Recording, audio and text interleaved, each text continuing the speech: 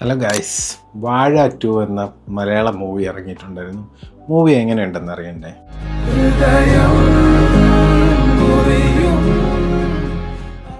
വാഴ 2 ഒറ്റ വാക്കി പറയണമെങ്കിൽ കിടിലം ഒരു പടം, ഒരു രക്ഷയില്ലാത്തൊരു പടം എന്ന് പറഞ്ഞാൽ നിങ്ങൾ മസ്റ്റായിട്ട് ഈ ഒരു മൂവി തിയേറ്ററിൽ പോയി വാച്ച് ചെയ്യേണ്ട പടമാണ്. എങ്ങനത്തെ ടൈപ്പ് മൂവി എന്ന് വെച്ചാൽ ഭയങ്കര ഒരു ഫീൽ ഗുഡ് മൂവി. നമ്മൾ ഹോം മൂവിയൊക്കെ കണ്ടിട്ടില്ലേ ഇന്ദ്രൻസിൻ്റെ, അതുപോലത്തെ ഭയങ്കര ഒരു ഫീൽ ഗുഡ് മൂവിയാണ് വാഴ 2. വാഴ 1 കിടിലമായിരുന്നു, ഇപ്പം ഇതാ സെക്കൻഡ് പാർട്ട് ഇറങ്ങിയത്. സൂപ്പർ, എനിക്ക് ഭയങ്കരമായിട്ട് ഇഷ്ടപ്പെട്ടു. ഞാൻ ഇനി ഒരു തവണയും കൂടെ പോയി ആ മൂവി കാണുന്നതായിരിക്കും. കാരണം അത്ര ഒരു ഫീലിങ്സ് തരുന്ന, ഇമോഷണൽ ഫീലിങ്സ് ഒക്കെ തരുന്ന ആ ഒരു ടൈപ്പ് ഓഫ് മൂവിയാണ്. നമുക്കത് തിയേറ്ററിൽ കാണുമ്പോൾ നമ്മൾ ആ സ്റ്റോറിയിൽ ആ ഡെപ്തിലോട്ട് ഇറങ്ങിപ്പോകുന്നത് അറ്റ്ലീസ്റ്റ് കുറച്ച് പേർക്കെങ്കിലും അത് മനസ്സിലാവും. സോ കഥ എങ്ങനെയാണെന്ന് പറയുന്നതിന് മുമ്പ് വാഴ 1ൻ്റെ കഥയെ പറ്റി പറയാം. അത് നമ്മളൊരു ഫാദർ സൺ അങ്ങനെ ഒരു ബേസ് ചെയ്തിട്ടുള്ള ഒരു സ്റ്റോറിയാണ്. അവർ തമ്മിലുള്ളൊരു ബന്ധം, ഇമോഷണൽ ഫീലിങ്ങും അങ്ങനെയുള്ള സംഭവമായിരുന്നു. സോ വാഴ 2 വന്നിട്ടുള്ളപ്പോൾ അത് മറ്റൊരു രീതിയിലായി. അതായത് ഇപ്പം ഒരു സിബ്ലിങ്സ് ടൈപ്പ്, അനിയൻ ചേട്ടൻ അനിയത്തി, അങ്ങനത്തെ ടൈപ്പ് ഓഫ് മൂവി. അതിൻ്റെ കൂട്ടത്തിൽ തന്നെ ഫ്രണ്ട്ഷിപ്പ് ഉണ്ട്. വാഴ 1 പോലെ തന്നെ നല്ലൊരു ഫ്രണ്ട്ഷിപ്പ് ഉണ്ട്. അതാണ് മൂവിയുടെ മെയിൻ തീം എന്ന് പറയുന്നത്. സോ അതിൽ നമുക്ക് മൂവി ഫസ്റ്റ് ഹാഫ് എങ്ങനെയുണ്ടെന്ന് ചോദിച്ചാൽ ചിരിച്ച് ഒരു പയ്യോ full comedy. First half full കോമഡിയിലാണ് ആ ഒരു മൂവി പോകുന്നത്. സെക്കൻഡ് ഹാഫ് വരുമ്പോൾ കുറച്ചൊരു ഇമോഷണൽ ഫീലിങ്സ് ഒക്കെ വരും. അത് കുറച്ചുകൂടെ നമ്മൾ ആ സ്റ്റോറിയുടെ ഡെപ്തിലോട്ടൊക്കെ പോകും. ഈവൻ നമുക്ക് തന്നെ അങ്ങനെ ഒരു സിബ്ലിങ്സോ ഫ്രണ്ട്ഷിപ്പോ ഉണ്ടായിരുന്നെങ്കിൽ നമുക്കതൊക്കെ ഓർമ്മ വരും. കുറച്ച് ഇമോഷണൽ സംഭവമാണ് സെക്കൻഡ് ഹാഫിൽ വരുന്നത്. അതൊക്കെ ഭയങ്കര ക്ലിയറായിട്ട് അവർ ചെയ്തിരിക്കുന്നത്, നമുക്ക് ആ ഒരു ഡെപ്ത് കിട്ടാൻ വേണ്ടിയിട്ട്. ഇനി ക്ലൈമാക്സ് വരുമ്പോൾ ഒരു വമ്പൻ ഒരു ട്വിസ്റ്റ് ഉണ്ട്. ആ ക്ലൈമാക്സിൽ അത് എൻഡ് ചെയ്തത് പെർഫെക്റ്റ് ആണെന്ന് നമുക്ക് പറയാം. ഒന്നും പറയാനില്ല. ക്ലൈമാക്സ് ഇത്ര നല്ല കിടിലമായിട്ട് ഒരു വെൽ ക്രാഫ്റ്റഡ് മൂവി എന്ന് പറയാം. നമ്മുടെ ഫസ്റ്റ് ഹാഫ് കിടിലം, സെക്കൻഡ് കിടിലം, ക്ലൈമാക്സ് സൂപ്പർ എൻഡിങ്. അങ്ങനത്തെ ഒരു മൂവിയാണ് വാഴ 2. നിങ്ങൾ മസ്റ്റായിട്ട് പോയി വാച്ച് ചെയ്യണം. പിന്നെ ഇതിൽ അഭിനയിച്ചിരിക്കുന്നത് എല്ലാവർക്കും അറിയാം, ഹാഷർ ഇതിൽ അഭിനയിച്ചിട്ടുണ്ട്. ഹാഷറും ആ ഒരു ടീമിനെ അതേപോലെ കൊണ്ടുവന്ന് ഈ ഒരു മൂവിയിലുണ്ട്. വാഴ 1 അവരെ കാണിക്കുന്നുണ്ട്. ബട്ട് അതിൽ അവർക്ക് ഭയങ്കര വലിയ റോളില്ലെങ്കിലും അതിൽ കുറച്ച് റോളൊക്കെ ഉണ്ടായിരുന്നു. ബട്ട് ഈ ഒരു വാഴ 2 എന്ന് പറയുന്നത് എൻറ്റയർലി ഹാഷർ ആൻഡ് ടീമാണ് കൊണ്ടുപോയിരിക്കുന്നത്. ഒരു രക്ഷയില്ലാതെ ചെയ്തിട്ടുണ്ട്. ഹാഷറുണ്ട് അഭിനയിച്ചിരിക്കുന്നത്, അലൻ.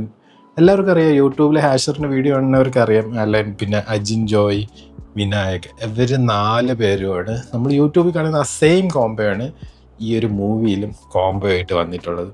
പിന്നെ ആക്ട്രസ് ആയിട്ട് വേദ ശങ്കർ എന്ന് പറയുന്ന നമ്മുടെ അലൻ്റെ ഒരു സിസ്റ്ററായിട്ട് അഭിനയിക്കുന്നത് പുള്ളിക്കാരി നല്ല കിട്ടിലുമായിട്ട് ചെയ്തിട്ടുണ്ട്. പിന്നെ അൽഫോൺസ് പുത്രനുണ്ട്, പുള്ളിക്ക് നല്ലൊരു റോൾ കിട്ടിയിട്ടുണ്ട്, നല്ല രീതിയിൽ പുള്ളി ചെയ്തിട്ടുണ്ട്. പിന്നെ അജു വർഗീസിന് ഭയങ്കര ഒരു വാല്യുബിൾ ആയിട്ടുള്ളൊരു റോളെന്ന് തന്നെ പറയാം. പുള്ളി അത് ഭയങ്കര നീറ്റായിട്ട് ചെയ്തിട്ടുണ്ട്. സ്ക്രീൻ സ്പേസ് കുറവാണെങ്കിലും പുള്ളി അത് വളരെ നീറ്റായിട്ട് ചെയ്തിട്ടുണ്ട്. പിന്നെ വിജയ് ബാബു, പുള്ളിയും കിട്ടില്ല ഒരു റോളിലാണുള്ളത്. ബിജുക്കുട്ടനുണ്ട്, സുധീഷുണ്ട്.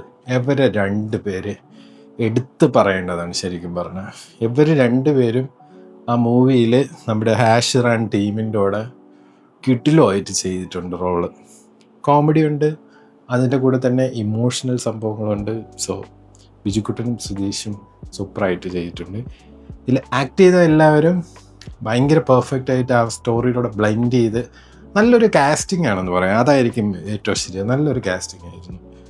സോ ഇതിൻ്റെ ഡയറക്ടർ സാബിൻ എന്ന് പറയുന്ന ഒരു പുള്ളിക്കാരനാണ്. പിന്നെ പ്രൊഡ്യൂസർ വിപിൻ ദാസാണ്, പ്രൊഡ്യൂസറും റൈറ്ററും. പുള്ളി റൈറ്റ് ചെയ്തുകൊണ്ട് ആ ഒരു സ്റ്റോറിയുടെ ആ ഫീലൊക്കെ കിട്ടും. പിന്നെ ഡയറക്റ്റ് ചെയ്തിരിക്കുന്ന സാബിനാണ്. പുള്ളി നല്ല രീതിയിൽ ഈ മൂവിയുടെ ആ ഒരു ഫ്ലോയിൽ ചെയ്തെടുത്തിട്ടുണ്ട് ഈ ഒരു സ്റ്റോറി. അതെന്തായാലും സമ്മതിക്കണം. പിന്നെ പ്രൊഡ്യൂസറായിട്ട് തന്നെ ഹാരിസ് എന്ന് പറയുന്നൊരു പുള്ളി, അനീഷ്, ആദർശ്, അങ്ങനെ ഒത്തിരി പ്രൊഡ്യൂസേഴ്സ് ഉള്ളതാണ്. പിന്നെ മ്യൂസിക് അങ്കിത് മേനോണ്. മ്യൂസിക് എല്ലാം കീഴിലും വാഴ 1 ആ ഒരു BG മ്യൂസിക്കിൻ്റെ കൂടെ പുതിയ കുറച്ച് സംഭവങ്ങൾ കൂടെ ആയിട്ട് ബ്ലെൻഡ് ചെയ്ത മ്യൂസിക്കൊക്കെ ഉണ്ട്. അതൊക്കെ വളരെ കിടിലുമായിട്ട് അവർ ചെയ്തിട്ടുണ്ട്. പിന്നെ ഇതിൽ മറ്റൊരു കാര്യം പറയാനുള്ളത്, നമുക്ക് വാഴ 1 അറിയാം, അച്ഛനും മകനുമായിട്ടുള്ള ആ ഒരു ഇമോഷണൽ ഫീലിങ്സും അങ്ങനെ ഫ്രണ്ട്ഷിപ്പും എല്ലാം തരുന്നത്. നമുക്ക് വാഴ 2 നമ്മൾ കണ്ടത് എന്താണെന്ന് വെച്ചാൽ സിബ്ലിങ്സുമായിട്ടുള്ള ഒരു ഇത്. നമ്മളിനി വാഴ 3 എന്താണ് എക്സ്പെക്റ്റ് ചെയ്യുന്നതെന്ന് വെച്ചാൽ നമ്മുടെ അമ്മയും മകനുമായിട്ടും അല്ലെങ്കിൽ ഫ്രണ്ട്ഷിപ്പ് അതിൻ്റെ കൂടെ ആഡ് ചെയ്ത് അങ്ങനത്തെ ഒരു മൂവിയാണ് നമ്മൾ വാഴ 3 എക്സ്പെക്റ്റ് ചെയ്യുന്നത്. അതൊരു കിടിലം പടമായിരിക്കും, നല്ല ക്ലാസ് പടമായിരിക്കും. ഞാൻ ഈ ഒരു മൂവിക്ക് എത്ര റേറ്റിംഗ് കൊടുക്കുന്നുണ്ടെന്ന് ചോദിച്ചാൽ 5 ഔട്ട് ഓഫ് 5 ഞാൻ കണ്ണു അടച്ചു കൊടുക്കും. കാരണം നമുക്ക് ഭയങ്കര ഫീലിങ് നമുക്ക് മനസ്സിൽ തോന്നും ഈ ഒരു മൂവി കാണുമ്പോൾ. നമ്മൾ അത്രയും ഡെപ്തിൽ ഇറങ്ങിപ്പോൾ അത്രയ്ക്കൊരു കിടിലം ഒരു സ്റ്റോറിയാണ് റൈറ്റ് ചെയ്ത് വെച്ചിരിക്കുന്നത് വിപിൻ ദാസ് എന്ന് പറയുന്ന പുള്ളി. അപ്പം പലരും കരയും, അങ്ങനത്തെ കുറേ സംഭവങ്ങൾ നമുക്ക് ചിലപ്പോൾ മനസ്സിൽ വന്നു പോവാം. അങ്ങനത്തെ ഫ്രണ്ട്ഷിപ്പും അങ്ങനത്തെ ഫാമിലിയൊക്കെ ഉള്ളവർക്ക് അതിനെപ്പറ്റി കൂടുതൽ മനസ്സിലാക്കാനും പറ്റും. സോ ഇത്രയും നല്ല ഡെപ്തുള്ളൊരു സ്റ്റോറി എടുത്ത് വിപിൻ ദാസ് ചെയ്തിരിക്കുകയാണ്. എന്തായാലും ഔട്ട് ഓഫ് 5 തന്നെ ഞാൻ കൊടുക്കുകയാണ്. കുറ്റം പറയാൻ ഒരു സ്ഥലം പോലും ഇല്ല, ഒരു ലാഗ് ഇല്ല, ഒരു വൾഗാരിറ്റി ഇല്ല. Full comedy. ആ കോമഡി ബ്ലെൻഡ് ചെയ്ത് വരുന്ന കുറച്ച് ഇമോഷണൽ സംഭവങ്ങൾ, ഫാമിലി എന്താണെന്ന് മനസ്സിലാക്കി തരുന്ന കുറേ സംഭവങ്ങൾ, ഫ്രണ്ട്ഷിപ്പ് എന്താണെന്ന് മനസ്സിലാക്കി തരുന്ന കുറച്ച് സംഭവങ്ങൾ. അപ്പോൾ ഇതെല്ലാം കൂടെ ചേർന്നതാണ് വാഴ 2 എന്ന് പറയുന്ന മൂവി. സോ നിങ്ങൾക്കൊരു അനിയനോ ചേട്ടനോ ചേച്ചിയോ അനിയത്തിയോ ആരെങ്കിലും ഉണ്ടെങ്കിൽ നിങ്ങൾ ഫാമിലി ആയിട്ട് പോയിരുന്ന് ഈ ഒരു മൂവി കാണണം. നിങ്ങൾ ഒറ്റയ്ക്ക് പോയിരുന്ന് കാണുന്നതിനേക്കാളും നിങ്ങൾ ഫാമിലി ആയിട്ട് പോയിരുന്ന് കാണുമ്പോൾ നിങ്ങൾക്ക് ഫാമിലിയുടെ ആ ഒരു ഡെപ്തിൻ്റെ സംഭവം എല്ലാം മനസ്സിലാക്കാൻ പറ്റുമെന്ന് ഞാൻ വിശ്വസിക്കുന്നു. അങ്ങനെ ആയിരിക്കും.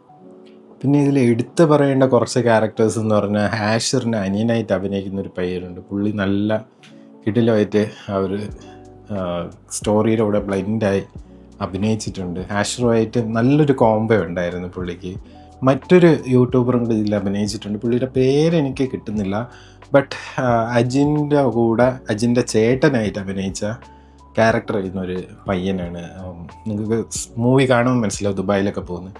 അയ്യോ പുള്ളിയൊക്കെ കിട്ടിലും. പുള്ളി നല്ല എന്തോ നമുക്ക് സ്ക്രീനിൽ കാണുമ്പോൾ നല്ലൊരു ഹാപ്പിനെസ് വന്നൊരു ഫേസൊക്കെ ആയിട്ടുള്ള ഒരു വ്യക്തിയാണ് പുള്ളി നല്ല കിടിലമായിട്ട് ചെയ്തിട്ടുണ്ട്. ഇപ്പം ഇവരൊക്കെ എടുത്തു പറയേണ്ട ക്യാരക്ടേഴ്സാണ്.